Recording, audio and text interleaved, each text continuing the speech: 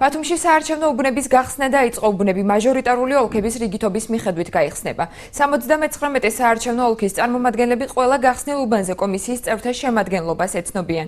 თითოეულ უბანზე 13 კაციანი კომისია იმუშავებს. მათგან 6 ოლქის, ამდენივე კოალიციის, ხოლო ერთიც ნაციონალური მოძრაობის წარმომადგენელია. საარჩევნო უბნები ძირითადად საბავშვო ბაღებსა და საჯარო სკოლებში იხსნება. დღეიდან არჩევნების დასრულებამდე უბნები ყოველდღიურად დილის 10-დან 18 საათამდე იმუშავებს.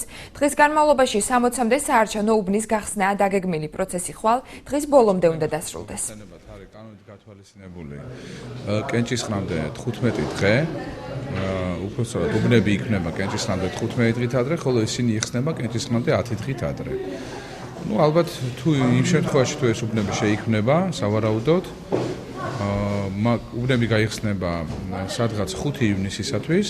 15 ივნის კვირა დღეს, როგორც ვიცით, არც ბაღები, არც სკოლები არ მუშაობს, ეს არის უქმე დღე და ჩვეულებრივ მუშაობენ შეფერხების გარეშე. სიებს გამოვაკრავთ, რა თქმა უნდა, რაღაცები გასაკეთებელი არის იმას ჩავიტანთ ოლქში და დღეისათვის მეტი არაფერი არა საჭირო 3 ორი გოსია შევადგენთ და შემდეგ შევუდგებით მუშაობას.